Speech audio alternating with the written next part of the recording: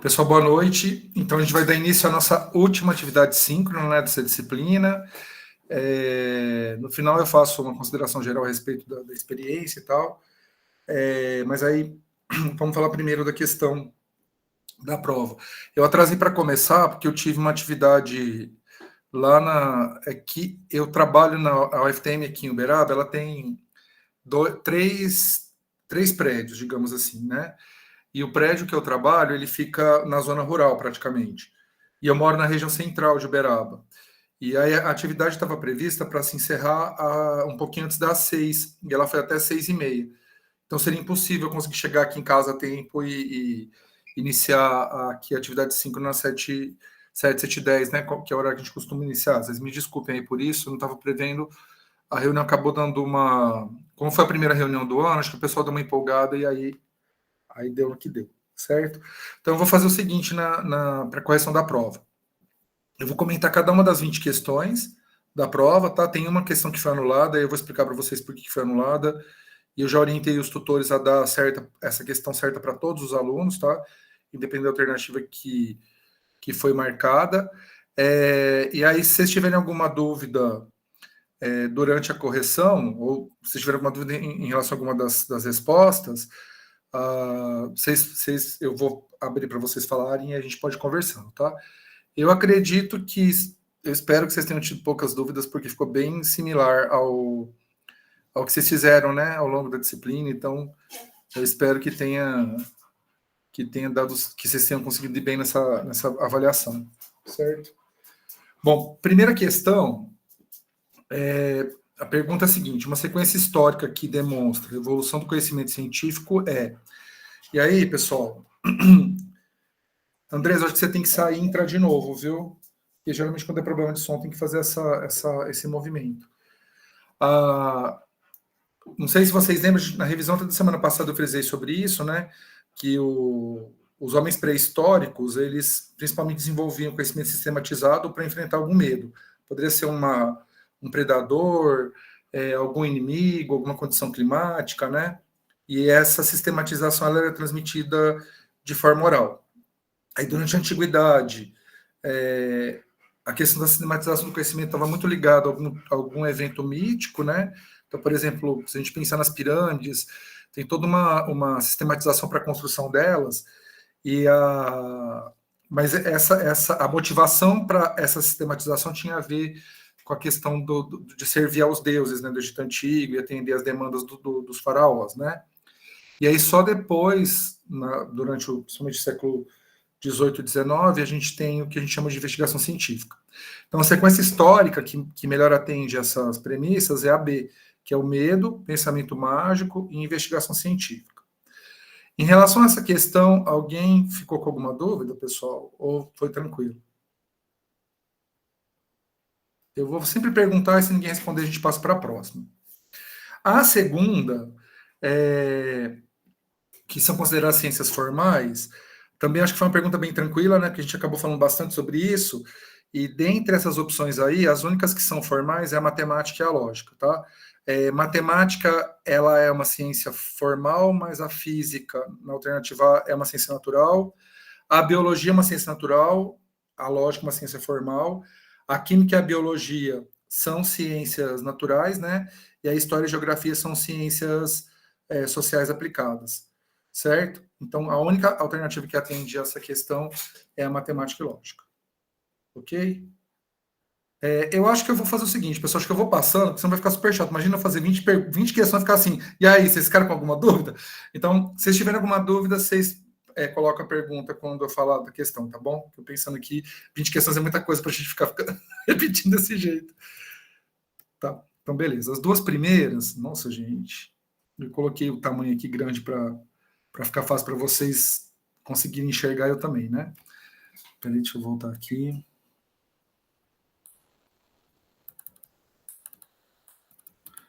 Então, a 3. A questão 3, ela é a seguinte: os conhecimentos que podem contribuir para a construção do conhecimento científico são, basicamente, o conhecimento científico ele pode sofrer influência. Nossa, acho que travou. Pessoal, travou para vocês que parece uma tela preta aqui para mim, mas está tudo certo aí, né? Tá tranquilo. Voltei aqui.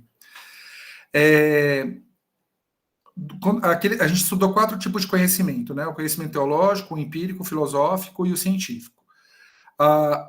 O conhecimento científico, ele não é influenciado pelo conhecimento teológico, porque esses dois conhecimentos, eles têm como fonte, né, de produção, dois aspectos que são opostos, né? O conhecimento teológico, ele é baseado na fé, e o conhecimento científico é baseado em evidências. Então, você obrigatoriamente tem que ter algum tipo de evento observável no conhecimento científico. Para o conhecimento teológico, você só precisa acreditar naquele conhecimento para ele ser uma verdade para você, né? Então, dessa forma, o único conhecimento que não influencia o conhecimento científico é o conhecimento teológico. E a gente não falou nada de estruturalista, né? Porque, na verdade, o estruturalismo não é um conhecimento, é uma teoria, tá? Que a gente não discutiu. Aí eu coloquei de propósito, tá? Que não tem nada a ver, porque a questão estruturalista não é um tipo de conhecimento, mas sim um tipo de teoria. Pode ser considerada uma teoria de conhecimento, mas não é um conhecimento, certo? Então, a única alternativa que traz, né, os dois conhecimentos que podem influenciar o conhecimento científico é a B, que é o conhecimento empírico e o conhecimento filosófico, certo? Na questão 4, um conceito de ciência, o conceito de ciência ele está atrelado a algum tipo de produção de conhecimento, né? A ciência está atrelada a isso, que é produzido a partir de algum tipo de sistematização. Das alternativas aqui, a única que atende essa questão, tanto da produção do conhecimento quanto da sistematização, é a B, que diz o seguinte, que é um conjunto organizado de conhecimentos relativos a um determinado objeto, especialmente os obtidos mediante a observação, a experiência dos fatos e um método próprio. A questão A, que é o conhecimento comum a todos, ou seja, uma forma de raciocinar, entender e pensar sobre algo na qual as pessoas de determinados grupos fazem da mesma forma, é o que a gente chama de conhecimento empírico ou senso comum, tá? Então não é conhecimento científico. A C, tipo de conhecimento baseado na reflexão e construção de conceitos e ideias a partir do uso de raciocínio lógico em busca do saber. Esse é o conhecimento filosófico.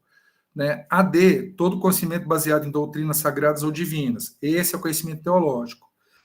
E o E, conhecimento socialmente adquirido a partir de práticas religiosas, que também é um conhecimento teológico. Método próprio é o método científico, para não repetir a palavra, entendeu? O método próprio é o método científico. Era isso que você queria saber, Fernanda? Deixa eu ver se tem mais um. Entendeu? Porque, assim, para não entregar a questão, eu coloquei método próprio. Mas o fato de falar em método já é uma sistematização, né? Valdirene, como eu já falei, eu sugiro que depois você veja a gravação, tá? Porque eu tô gravando. Porque senão a gente fica voltando, tá? Aí, e eu posso disponibilizar até essa prova, viu, gente? Essa prova com a marcação em vermelho, para vocês compararem, tá bom? Depois eu coloco lá na parte eu abro uma parte de revisão, de discussão da prova, e aí eu coloco esse vídeo da aula mais essa prova, tá bom? Beleza? Bom, a questão 5 são exemplos de paradigmas científicos, né? O único paradigma aí que não é científico é o cristianismo, que é um paradigma teológico, correto? A teoria da relatividade é um paradigma científico da física, a teoria da evolução por seleção natural é um paradigma científico da biologia, a teoria genética da hereditariedade é um paradigma científico da biologia e a teoria celular é um paradigma científico da biologia, tá? Desculpe ter colocado um monte de exemplo da biologia, porque como a minha formação é em biologia, eu podia ter colocado algum paradigma da área de humanas, né? Que tem alguns, né? Mas para a próxima eu repenso sobre isso, certo? A questão 6, gente, isso aqui foi uma bobeira da minha parte, tá? Eu coloquei duas alternativas iguais na hora que eu elaborei, foi erro meu, tá? E aí, como teve a questão é uma provável sequência para a produção de conhecimento Formular a pergunta, realizar a pesquisa, interpretar o resultado e divulgar, certo? E aí, essa resposta, ela está duplicada nas alternativas C e D, certo? E aí eu conversei com os tutores, então todo mundo, independente da alternativa que vocês marcaram, a 6 vai ser validada para todos, tá? A gente podia anular a questão e rever a nota da prova, mas acho que é mais fácil dar esse meio ponto referente a essa questão para todo mundo do que fazer esse recálculo, viu? Porque senão vira que aí a gente vai ficar fazendo cálculo para um valor que vai ter que chegar a 60 numa base de 19, é hiper complicado, sabe? Então é melhor realmente anular a questão e dar essa nota para todos. Certo? Como certa, Ken, é isso. Porque aí a gente mantém as 20 questões da prova. Beleza? A questão 7, a gente também usou praticamente o mesmo exemplo, né? Toda resolução matemática a gente usa método dedutivo, tá? Essas coisas de achar o x nas equações, né, tanto de primeiro quanto de segundo grau, a gente deduz o valor do x, né, a partir da organização dos demais números. O método dedutivo ele é muito utilizado nas ciências formais, né?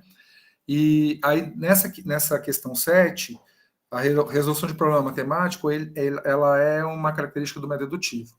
Não é indutivo, não é dialético, não é hipotético dedutivo, e nenhuma das alternativas não se aplica porque o dedutivo está correto. Certo? Então, a questão 7 seria a alternativa A. A 8, vejam, a 8, a afirmativa é a seguinte: a determinação da dosagem de um inseticida necessária para eliminar uma praga é obtida por meio do método indutivo. Por quê? Porque a gente tem que testar em laboratório a concentração de inseticida para definir qual que é a dose que efetivamente eliminaria os organismos. Não é dedutivo, porque você não deduz isso, você tem que fazer o teste em laboratório. Eu não posso falar assim, eu acho que eu vou aplicar 100 ml de inseticida. Você não pode fazer isso. Você tem que testar 100 ml, 50 ml, 10 ml no laboratório para conseguir ter esse resultado, certo? Eu até trouxe exatamente o tipo de pesquisa que um dos tipos de pesquisa que eu realizo no laboratório é determinação de dosagem letal de inseticida, certo? Então, nesse caso aí, seria o método indutivo.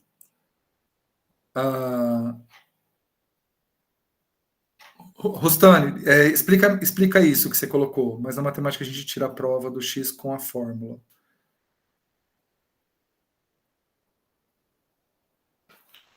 Porque você achou que era indutivo? Professor, eu achei que era indutivo porque se a gente fizer essa conta na matemática com a fórmula de x e tal, que vai x é igual e faz a conta toda, no final a gente tem como a gente chegar no valor do x fazendo a conta. Sim, só que ao fazer a conta, você deduz os valores, entende? Você não faz um experimento em laboratório para poder produzir o resultado X. Mas Entendeu? como é um resultado fixo, não é deduzível de diferentes Justamente por ser fixo, pessoas. ele é deduzido. Entendeu? Justamente por ele ser fixo. Você consegue deduzir o valor do X, porque o X está relacionado aos números, né? Então, se eu tenho X mais 1 igual a 2, o único valor que pode ocupar o lugar de X é 1. Entende? Não é indutivo. Indutivo, você obrigatoriamente tem que ter uma etapa de experimentação e testagem. Você não testa uma hipótese ao fazer uma conta. Você Entendi. simplesmente deduz o valor do X a partir dos outros algarismos. Entendi. Entendeu? Você tem Entendi. formação em matemática? Sim. Ah, tá. Na matemática, não se usa método indutivo, viu? Não se Não, usa. beleza. É tudo dedutivo. Todo conhecimento formal ele é produzido. Pode ser produzido por conhecimento filosófico também, tá? Conhecimento matemático. Indutivo, eu não consigo nem imaginar uma situação que você tem uma matemática.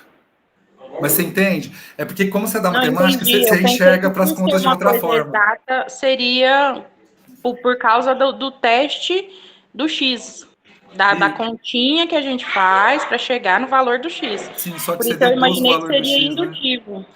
Não é indutivo, tanto é que na matemática você já deve ter visto que não necessariamente x mais 1 igual a 2 corresponde a um x igual a 1, né?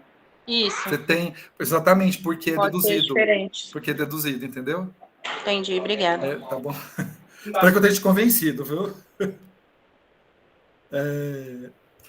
Bom, deixa eu ver aqui. Graças a essas eu lembrei do questionário. Quero nem ver as últimas questões. Calma, gente, nós estamos chegando. Bom, a questão 9 tinham 3 alternativas, né? E aí vocês tinham que, das alternativas possíveis, qual que atendia aí porque a gente tem 1, 2, 3, 4 afirmativas, né? E aí vocês tinham que ver se tinha uma única afirmativa correta ou se todas estavam incorretas, né? Pelas opções que vocês tinham aí da resposta. Aí, a primeira alternativa. As leis científicas são mais importantes que as teorias científicas. Vocês tinham que indicar a falsa, tá, gente? E isso foi uma coisa que eu frisei para vocês. As leis, elas são uma operacionalização das teorias. Então, nesse sentido, do ponto de vista hierárquico, a teoria ela é mais importante para a ciência do que a lei. A lei é uma aplicação, tá? Então, essa alternativa aí está falsa. Eu até frisei bastante isso na última aula, porque é uma questão que é muito usada, né, para invalidar uma teoria, dizendo que que a lei vale mais que a teoria. Na verdade, se usa a ideia de teoria enquanto hipótese, não enquanto teoria, né? Bom, a questão 2, a afirmativa 2, as teorias científicas são constituídas a partir da aceitação de um vasto campo de conhecimento e da regularidade da aplicação das leis científicas a hipóteses elaboradas a partir de observações. Essa é uma alternativa correta, mas vocês tinham que marcar a que não era correta, certo? Então, a 2 está correta. Só de identificar a 2 como correta, você já elimina a questão E. Como as outras alternativas você podia marcar uma, e a gente sabe que a uma é falsa, então só aí a gente já conseguia resolver essa questão, tá? Não precisaria nem ler as outras afirmativas.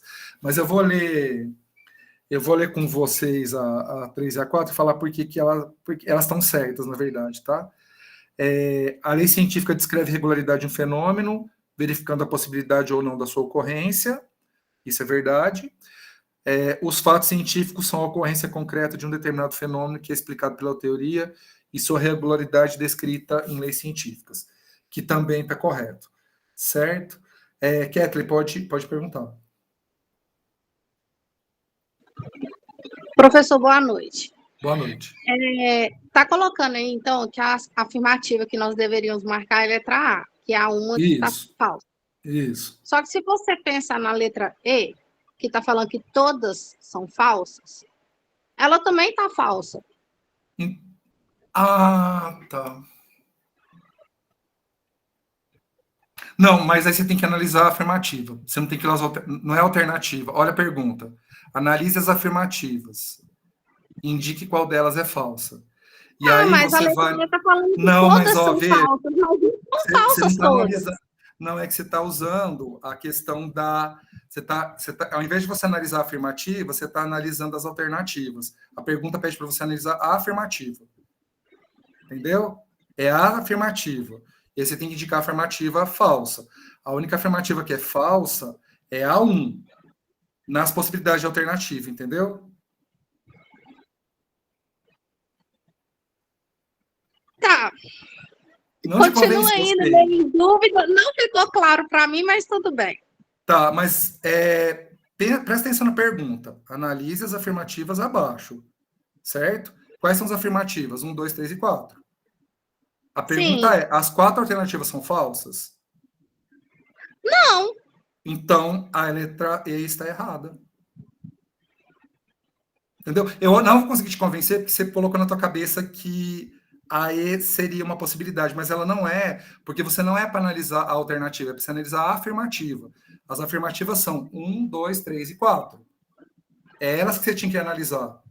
E aí, dentro das possibilidades de escolha que você tinha que indicar qual atendia a questão da falsidade da afirmativa. E a única que atende isso é a letra A. Eu não vou conseguir te convencer porque você tá fazendo a leitura de uma outra forma, entendeu? Mas a pergunta pede para analisar a afirmativa. Está escrito ali, ó, analise as afirmativas. E as afirmativas são 1, 2, 3 e 4. Tá bom. Obrigada. Entendeu?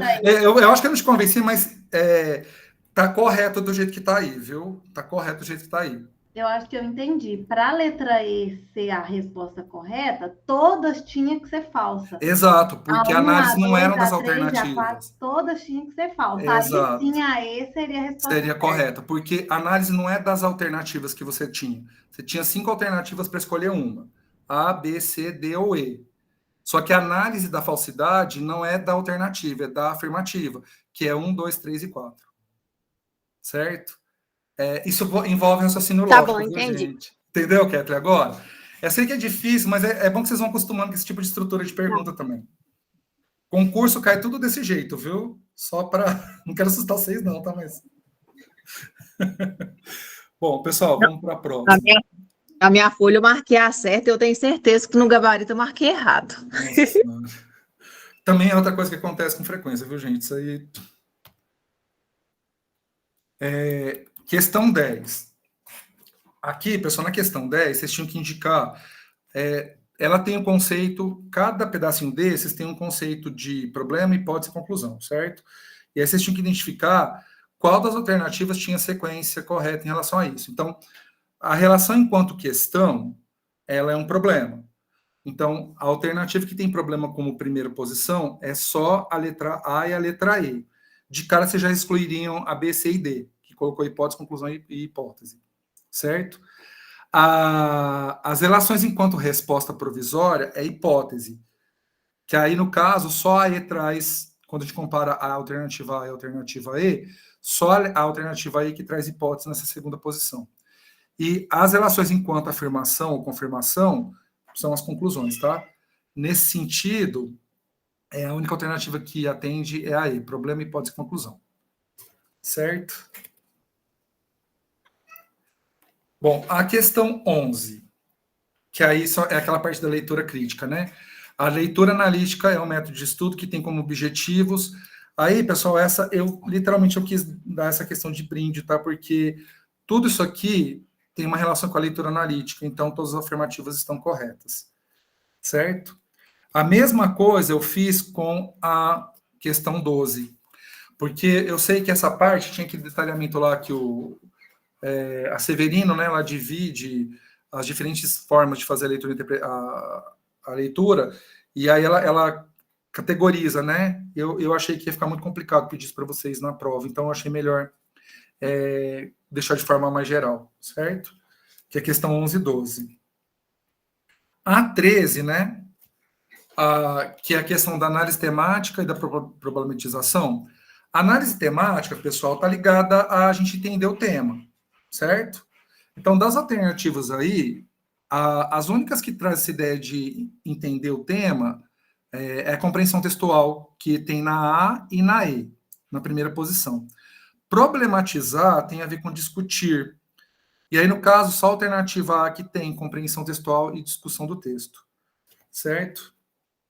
Jéssica, pode perguntar. Professor, eu não consegui ver aqui a resposta da 12. Não deu tempo de eu ver que eu fiquei perdida. Tá, peraí que eu volto aqui. E. Obrigada. Certo? Todas as alternativas. Sua resposta mesmo, que você ficou na dúvida? Sim, foi. Obrigada. Tranquilo. Bom, a questão 14. A 14, pessoal, era aqueles tipos de texto, né? O texto científico que apresenta de maneira sucinta as ideias básicas sobre o tema estudado, não colocando juízos críticos e comentários pessoais, é o resumo. O resumo, basicamente, é você sintetizar as ideias principais de um texto sem se posicionar.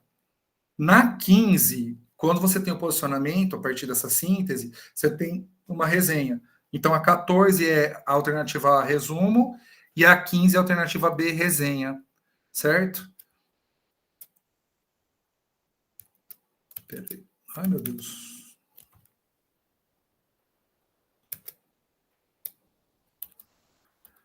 Bom, a questão 16, ela traz a seguinte informação.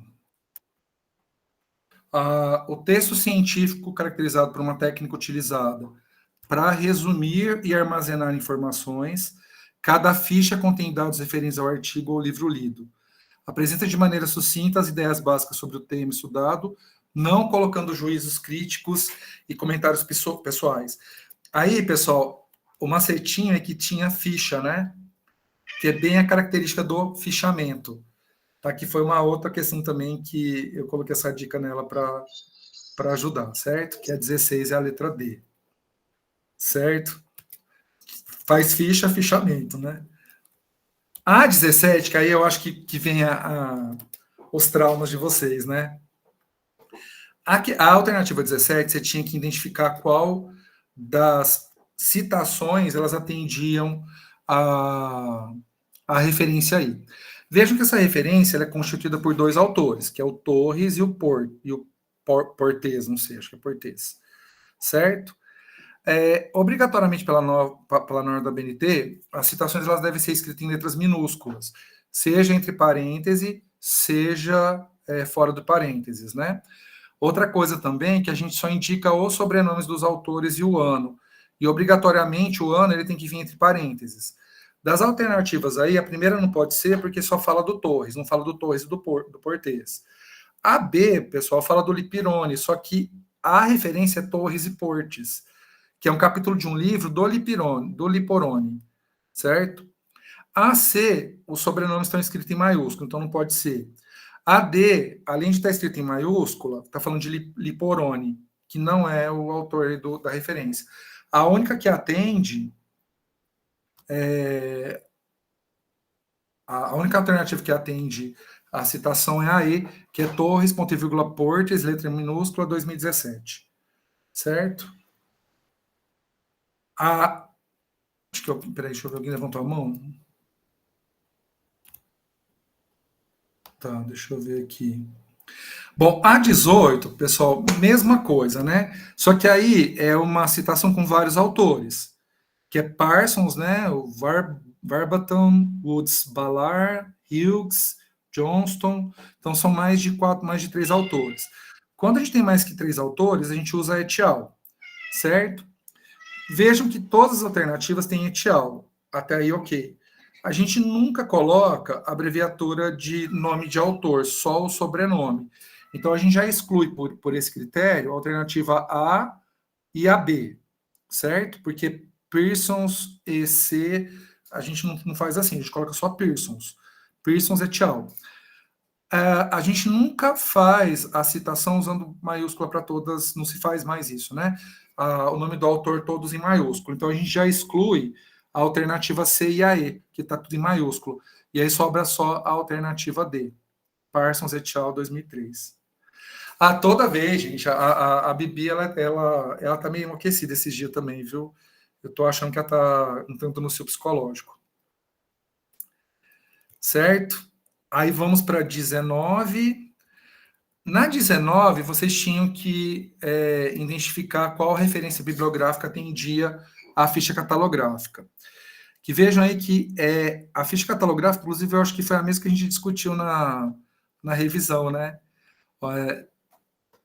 A ficha catalográfica é de um livro chamado Introdução à Metodologia Científica, que foi escrito pelo Vitor Vladimir Cerqueira Nascimento, certo?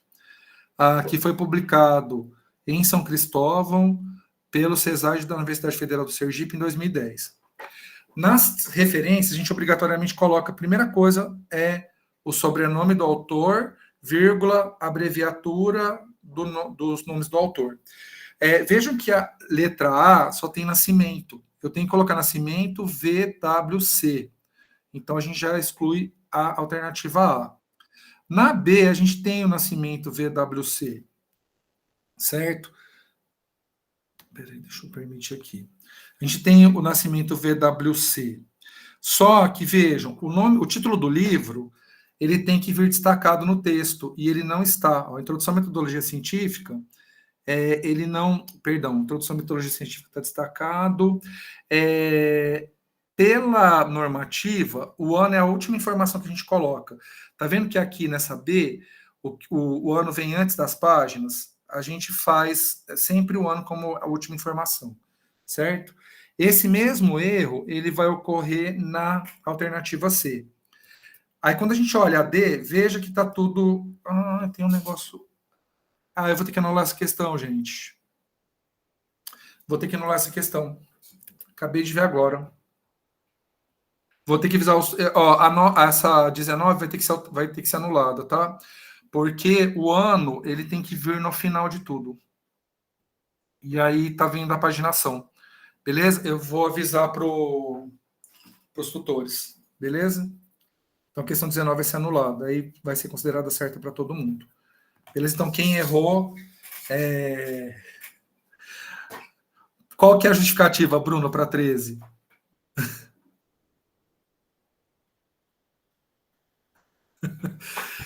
O pessoal levantou a mão aí. A B e a D...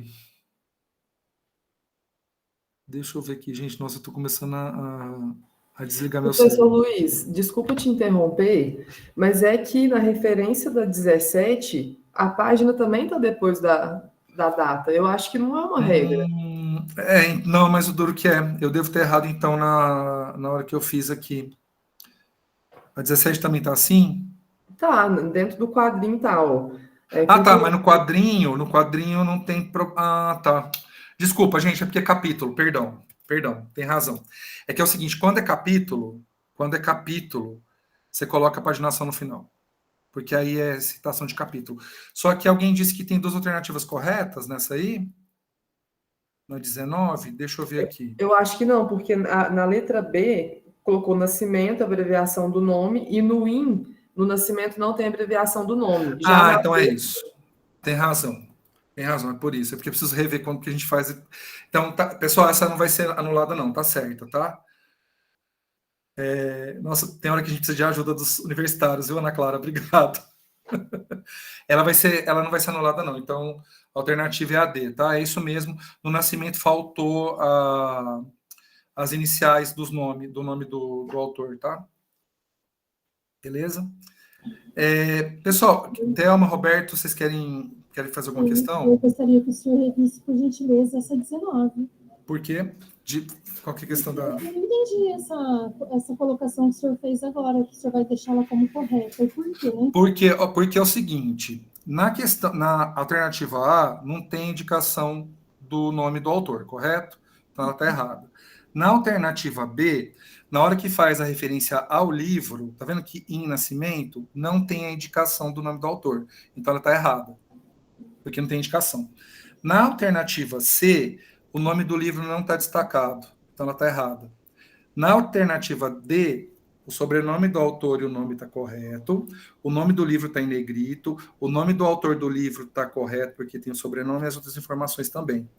E na alternativa E, o nome do autor está correto, o nome do capítulo está correto, a indicação do autor do livro está correto, o título do livro está em negrito, tem indicação do ano e da paginação, mas não tem indicação da cidade e da editora de publicação, certo? Então, dessa forma, a única alternativa que atende a D, porque a A, B, a C e a E tem esses erros, essa falta de informação da referência. Certo? Convenci você, tá? Entendeu? Que eu tive que rever aqui, porque é detalhezinho, tá? É questão de detalhe mesmo. Tanto é que eu até tinha esquecido esse negócio que eu não tinha colocado. Para a próxima vez que eu ofertar essa disciplina, eu vou ter que achar uma outra alternativa para isso. Acho que eu não vou dar essas questões na prova. Confuso mesmo. Eu vou dar algum tipo de exercício para vocês fazerem as referências. E aí, na prova, na avaliação final, eu faço outra coisa. Tá, você vai considerar, então, como correta a D de dado. Isso, a D de dado. Tá. Certo? Porque tem esses erros aí.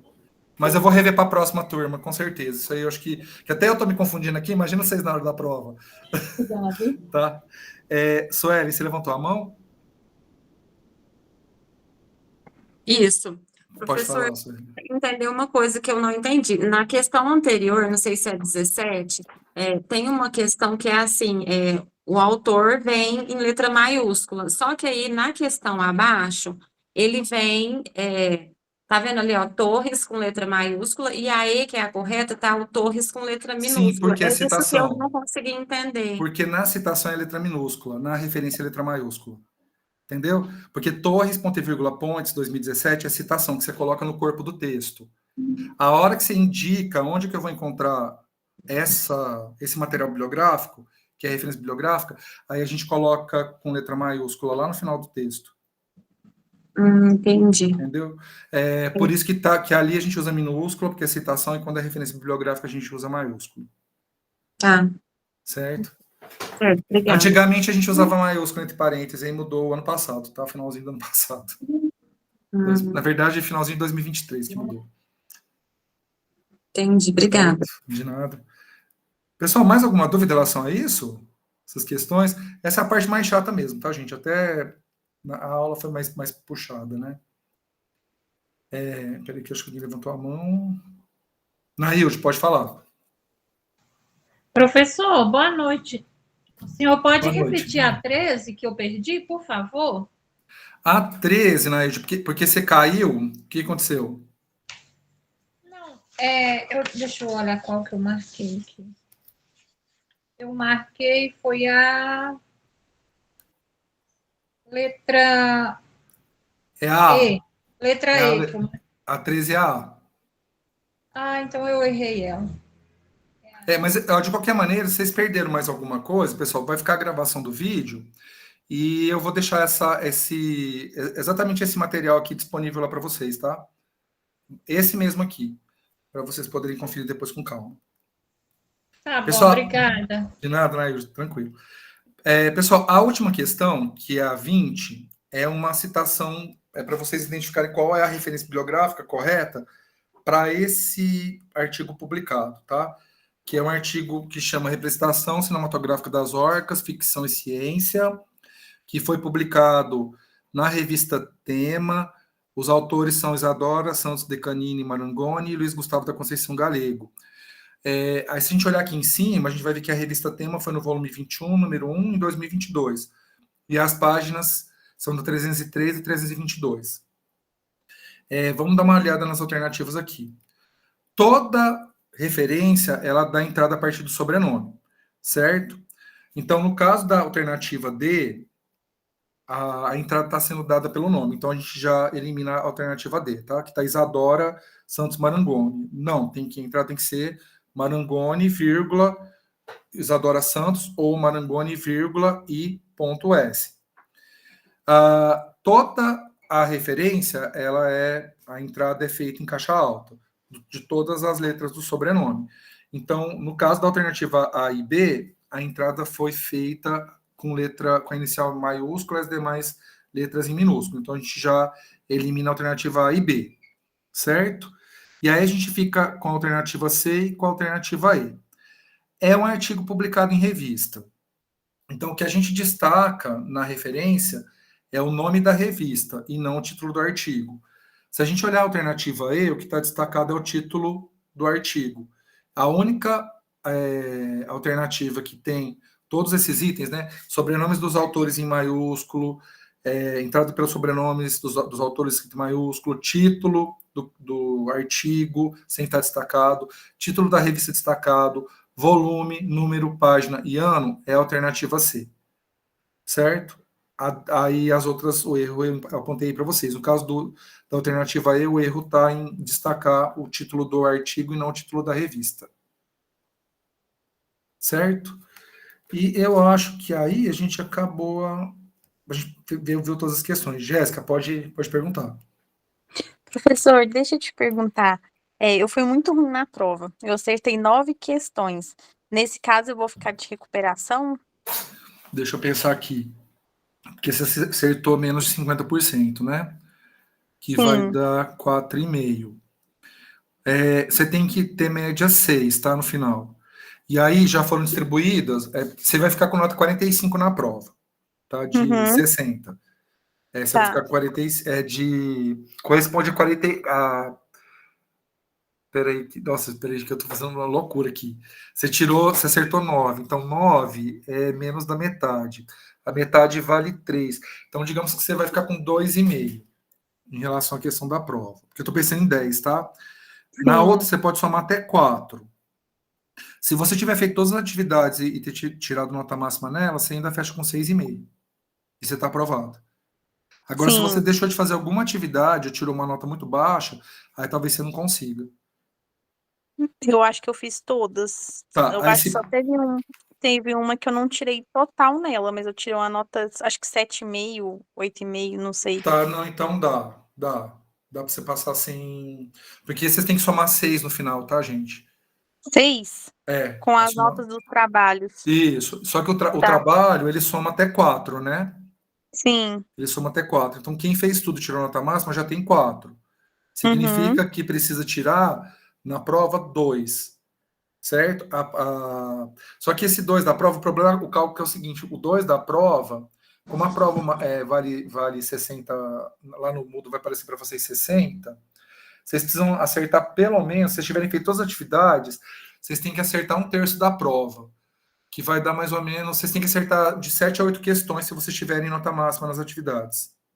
Ah, sim. Certo? Então, acho que vai dar, então. Que é mais ou menos isso, para conseguir a aprovação. Aí, claro, quanto maior a nota da prova, menos nota você precisa das atividades. Ah, sim. Muito obrigada, viu, Certo? professor? Mas eu acho que vai dar sim. Certo? Pessoal, se alguém por acaso for pegar exame por causa de... vai ficar muito no limite, aí tem alguma atividade que tirou menos que nota máxima, talvez se a nota da atividade, ela sendo refeita, ela conseguiria tirar vocês do exame, eu vou pedir para vocês conversarem com os tutores, tá? Porque aí a gente pode reconsiderar se vocês fazerem alguma atividade aí. Agora, se mesmo assim, porque, por exemplo, quem tirar uma nota muito baixa aqui na prova, aí não tem o que fazer, tá, gente? Aí já está para exame ou reprovação direto, viu, gente? Porque se a nota for menor que 4, vocês reprovam. Mas aí, geralmente, quem reprova é o pessoal que não entrega nenhuma atividade, vai fazer a prova, tira uma nota super baixa, tá? É muito difícil alguém que reprova direto sem fazer exame, tá? Geralmente, quem reprova sem fazer exame é quem não fez nenhuma atividade. E acontece de vez em quando. Mas quem não fez nenhuma atividade reprova por falta, tá? Tem isso também. Esse detalhe. Thelma, pode perguntar. Eu queria saber, professora, a questão lá das atividades. Por exemplo, eu fiz todas eu tirei nota máxima, mas qual é essa nota máxima? É 10 ou é 9? Porque teve um questionário que eu tirei 9. As demais atividades foram todas 10. E você acertou todas as questões do questionário? Sim, teve um questionário só que eu tirei 9. Eu não lembro se é o segundo, se é o terceiro. Então eu vou olhar isso aí, porque teria que aparecer lá para você uma nota de 0 a... gente, eu duro que é o seguinte. Não, teria que aparecer uma nota de 0 a 10, eu acho. Porque eu fiz a correção do peso na fórmula, eu não fiz na correção do... Porque quando você acerta o questionário inteiro, você tira 10. Você não errou nenhuma, porque... Eu acredito que eu tenha errado uma, então eu tirei 9, mas eu não quis refazer. Então é isso mesmo. Entendeu? Eu não quis refazer. É aquele questionário que tinha 10 questões, não é? Isso. É isso mesmo. Então, todas as atividades eu tirei 10, todos os trabalhos, todos. Aí você deve ter fechado, então, com praticamente 40. Eu fui mal na prova, eu acertei 10 e errei 10. Não, então você conseguiu aprovação. Você consegue aprovação. No caso aqui, eu já conferi a prova, então você tem 10 acertos e 10 erros. Então eu tirei 5 na prova. Tá, e aí no caso, provavelmente você vai fechar com atividade, com essa avaliação 9, que digamos que você feche com 3.9. Tá no final. Como você acertou metade da prova, você tem 3. Então, você vai fechar com 6.9, mais ou menos. Então, você está aprovado.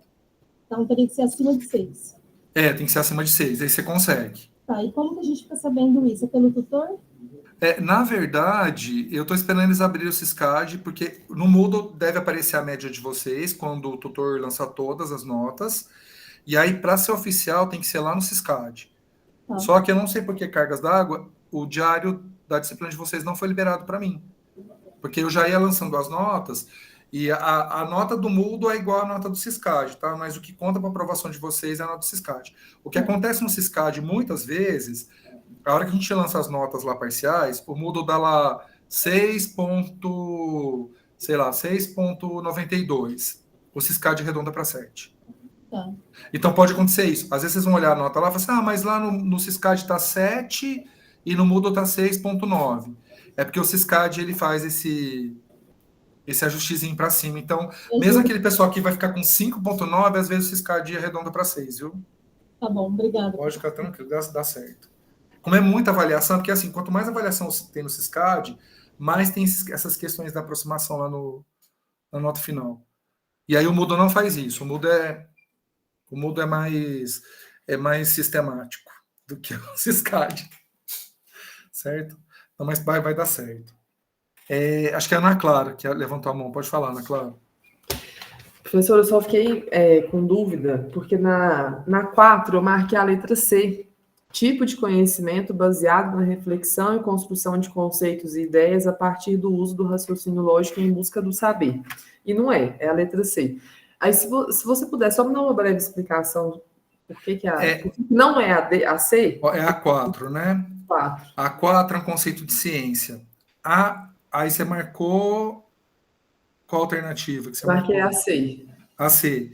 Esse conhecimento da C é o conhecimento filosófico. Que aí, por que a outra questão caracteriza o conhecimento científico e a C não? Obrigatoriamente, quando você pensa em conhecimento científico, você tem alguma etapa de sistematização que está relacionada a método próprio, por exemplo. E aí na C não tem isso, que é porque é o tipo de conhecimento que a gente chama de filosófico. Tá certo, até agora pensando melhor, conhecimento baseado na reflexão científica. Não, é na evidência. O conhecimento científico é baseado em evidência, não em reflexão. O que você faz é que, a partir da evidência, você faz as reflexões posteriormente. Que é a discussão, né, geralmente. Sim. Mas mesmo assim, você geralmente confronta evidência com evidência. Você pode gerar uma reflexão, mas geralmente a reflexão ela é fruto de evidência confrontada com outras evidências. Ou corroborando ou refutando. Beleza. Certo? Que é um Obrigada. pouquinho diferente. Tranquilo. Érica, pode perguntar. Professor, me tira uma dúvida. No final do semestre, a gente tem uma avaliação com todas as matérias? Graças a Deus, não. Bom. Graças a Deus, não. É o que acontece. Se vocês pegarem exame, todos os exames acontecem no mesmo dia. Então, por exemplo, se você pegar exame nessa disciplina, na outra, o que vai acontecer é que você vai ter que fazer as provas de todas as disciplinas. Entende? Não é uma prova única. Na verdade, cada disciplina tem um exame no mesmo dia. Aí vocês vão ter, acho que 6 disciplinas no total, né? Porque são 6 disciplinas que vocês têm no primeiro semestre, não é? Vocês têm 2 por módulo, não é? Então, a gente vai voltar a ter prova sobre essa disciplina. Se você pegar exame. Se você não pegou exame, você está livre. Entendeu? Entendi. É só para quem pega exame. E geralmente o que eu faço? Eu dou uma olhada, Érica. Por exemplo, aqueles alunos lá que estão com 5.9, 5.8, eu converso com os tutores para ver se a gente não pode aumentar alguma nota. Se o aluno deixou de fazer alguma atividade, eu peço para entrar em contato com o aluno para ele fazer a atividade. Geralmente, o que eu acabo fazendo é aqueles alunos que estão com nota abaixo de 5.6, aí não tem muito o que fazer. Principalmente se esse 5.6 é por causa da nota da atividade final. Aí não tem o que fazer. Mas, geralmente, de 5.7 até 5.9, eu discuto com os tutores uma forma da gente conseguir melhorar a nota desse aluno para ele chegar a 6 e não precisar fazer exame. Entendi. Eu fiz o método dedutivo, literalmente simples, básico, do jeito que o professor passou no exemplo. Sim. O tutor me deu 8,5, eu não achei justo. Mas o que ele alegou? Ele falou para você? Porque foi muito simples. Tá. Qual polo que é, Érica? De qual polo que você é? Matão. Tá. O tutor de Matão, ele não estava no grupo do WhatsApp. Eu acho que ele não pegou a grade de correção, sabia? Eu vou falar com ele, que é o Paulo, né? Ele chegou a me mandar. Aí ele falou assim que estava muito vago, porque, na verdade, as tutoras que a gente tinha antes, elas davam uma nota alta e não explicavam o porquê, entendeu? Não dava um foco pra gente. E agora chegou e abaixando as notas, e deu um susto mais ou menos. Tá, o Paulo, eu acabei de colocar ele no grupo dos tutores do WhatsApp, que a gente conversa bastante lá. E aí a gente tenta alinhar. E aí, como o Paulo entrou depois, talvez ele perdeu alguma das discussões que a gente fez ao longo do semestre, porque eu acho que ele entrou depois também, não foi? Ele entrou recentemente. Ele até me mandou o que tinha acontecido, que era para melhorar. Só que eu fiquei meio... Falei assim, gente, eu fiz literalmente como foi. Então eu fiquei meio... Achei injusto. Tá. Eu vou tentar conversar com ele, porque como ele entrou depois, porque eu sempre oriento os tutores, principalmente para as turmas que são mais do começo, né, que é o caso de vocês, de ser um pouquinho mais maleável. Porque vocês estão muito no começo, para vocês pegarem o jeito. Estava acontecendo. Aí chegou e abaixou a nota, eu falei... Porque a gente não tinha nenhuma explicação do que a gente fazia. A gente fazia, enviava, e não tinha um retorno do que estava certo e do que estava errado. Entendi. Então eu achei errado agora as notas ficarem caindo. Tá, eu vou trocar uma ideia com ele. Não teve um respaldo primeiro, né? Tá. Mas, de qualquer forma, eu vou falar com os demais tutores também, porque, principalmente nessa disciplina, que ela é bem do começo, eu sempre peço para ter um pouquinho mais de tolerância. Aí, claro, quando vocês tiverem as disciplinas depois comigo, vocês vão perceber que vai mudar um pouquinho a abordagem, tá? Porque aí a gente já espera que vocês já estão mais alinhados com o que a gente espera dentro do curso superior, tá? Mas aí eu vou mandar uma mensagem para eles, para rever essas questões, tá bom? E aí depois vocês me falam, dão um retorno aí se deu certo ou não. Beleza? Nailde, acho que você que levantou a mão. Sim, professor. Pode falar, Nailde. Então, eu consegui fazer 12 questões, correta? Sim. Aí, no caso, eu estou com 6. E eu fiz todas as atividades. Aí vai dar certo, né? Porque, ó, se você fez 12, você acertou... porque a prova vale... Nossa, gente, é que a cabeça tá ficando ruim, né? 3... Você tem 4. Só que da prova você já tem 4 na tua média. Você precisa, na somatória das atividades, somar mais 2. E se você fez todas as atividades e tirou nota máxima, você soma 4. Então, você deve fechar com 8, mais ou menos. Ai, graças a Deus. Nossa, eu acho que vai ser por aí, tá? Eu não sei se eu fiz o cálculo certo não, mas você tá bem tranquila, viu? Bem tranquila. Então tá bom, então, professor. Hoje eu durmo Geralmente, mais quem tranquila. acerta 10 questões, de 10 para cima, e fez todas as atividades, isso aí pode ficar bem tranquilo, tá, gente? O problema maior é quem não faz atividade e quem fica com... Tem gente que acerta 5, sabe? Já aconteceu de gente acertar 2 em 20. Acontece isso, tá? Mesmo as questões sendo idênticas, tá? As dos exercícios. Acontece. Tá bom, muito obrigada, professor. Tá bom, mas pode ficar tranquilo. Thelma, pode falar. Tá, obrigada. Professor, o senhor vai continuar com a gente em algum outro módulo? Sim, eu vou ministrar para vocês a disciplina de Educação para as Questões Étnico-Culturais, que é no 3º semestre de vocês. Aí pode ser no módulo 1 ou módulo 2, depende da organização, não lembro agora. E depois eu volto no 4º semestre com vocês em didática. Aí a didática, geralmente, ela é no final. Ela é no módulo 3 do 4º semestre. E hoje é a última aula do senhor? Hoje é a última aula minha. Mas a gente vai se ver esse ano ainda, porque vocês vão fazer o semestre 3 esse ano ainda, né? Tá bom. Então vocês vão ter aula comigo no 2º semestre de novo. Tá Passa rapidinho. E aí depois vocês têm comigo aula de novo no 1º semestre do ano que vem. Tá bom. Porque é meio seguido, assim.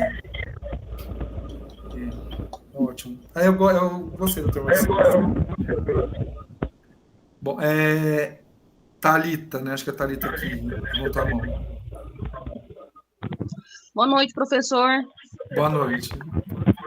Professor, a questão 1, eu marquei a A. Só altera porque é investigação científica e medo de pensamento mágico, né? Não poderia valer, não? Não, porque do ponto de vista histórico, o pensamento ele surge depois, né? O pensamento científico. Primeiro o pensamento mágico. Porque a pergunta sobre exatamente isso, né? Na sequência. Falou, obrigada. Tranquilo. Ana Clara, acho que é você, né? Eu pela milésima vez, né? Professora, eu queria falar com você, se possível, se você quiser que for falar em outro momento, eu espero. É sobre o PCC.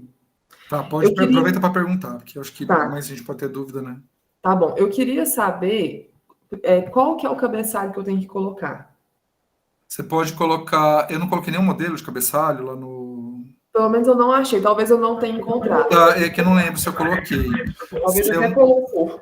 Se eu não tiver colocado, aí você pode fazer um cabeçalho que você coloca teu nome primeiro, aí o nome do tutor ou da tutora, o nome do professor, aí você coloca a disciplina e aí pedagogia UFTM.